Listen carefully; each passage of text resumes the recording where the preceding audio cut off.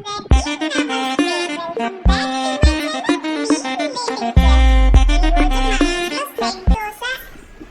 Tiffin. అవి ఎలా చేసామో ఏంటో అని మీకు చూపిస్తాము, చూడండి.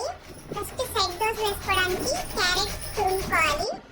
తర్వాత కొంచెం కొత్తిమీర కూడా చాప్ చేసుకోవాలి. ఈ రెండు ఒక బౌల్లోకి తీసేసుకుంటున్నాము. ఈ రెండు చాప్ చేసుకున్న రెండు. తర్వాత పల్లి చట్నీ చేస్తున్నాం అమ్మ.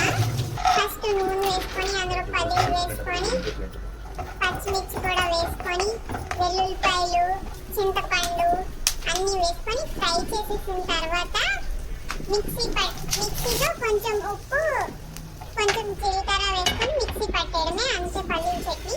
ఇప్పుడు సెట్ దోశ వేసుకుందాము.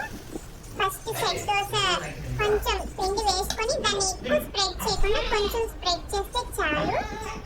తర్వాత అలా బబుల్స్ గా వచ్చాక క్యారెట్ తురుము మనం ఇందాక చాప్ చేసుకున్న కొత్తిమీర ఆ రెండు దాని మీద వేసుకొని కాల్చుకుందాము. అయితే సెట్ దోశ అని పేరు ఎందుకు వచ్చుంటుంది? అమ్మ అడిగితే అమ్మ చెప్పింది, హోటల్లో సెట్ దోశ అడిగితే రెండు ఇస్తారని, అందుకనే రెండు ఇస్తారనేసి దానికి సెట్ దోశ అని పేరు వచ్చుంటుంది మేబీ.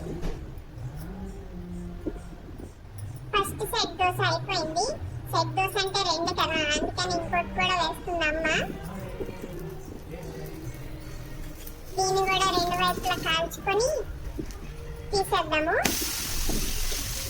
ఎంతమందికి సెట్ దోశ అంటే ఇష్టమో నాకు కమెంట్ చేయండి.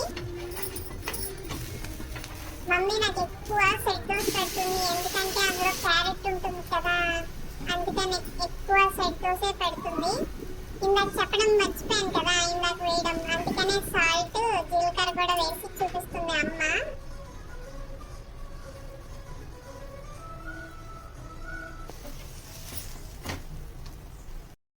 ఇప్పుడు అన్ని కాల్ చేసుకున్నాము, అంతే అయిపోయింది. 2 minutes లో సెట్ దోశ అయిపోతుంది. దోశ పిండితో వేస్తారు ఇవి. దోశ పిండి వేసుకొని దీని మీద వేసుకోవడమే.